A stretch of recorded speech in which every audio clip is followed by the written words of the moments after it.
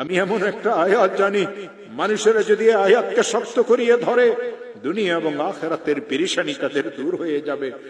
তিনি তার কিতাবে আমল শিখাইছেন, কোন মুসলমান যদি ঋণগ্রস্ত হয়, এত ঋণ হয়ে গেছে, আদায়ের কোনো ব্যবস্থা নাই, খেতে ফসল হয় না, দোকানটা অচল হয়ে গেছে, ছেলেটা বিদেশে গিয়ে ফাঁসিয়ে গেছে, থাকতেও পারে না, আসতেও পারে না, 2-3টা মেয়ে ঘরে উপযুক্ত, কারো বিবাহ হয় না, একটা মেয়েকে বিবাহ দিয়েছিল, তালাক নিয়ে মেয়েটা ঘরে চলে আসছে, ছেলেটা খারাপ ছেলেদের সাথে মিশিয়ে মদ জুয়ার অভ্যস্ত হয়ে গেছে।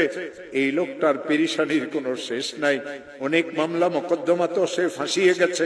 হযরত মুজাদ্দিদ আল ফিসানি বলেন, কঠিন থেকে কঠিন বিপদগ্রস্ত মুসলমান যদি ইশারের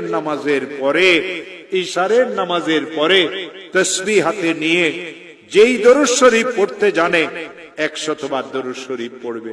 আল্লাহুম্মা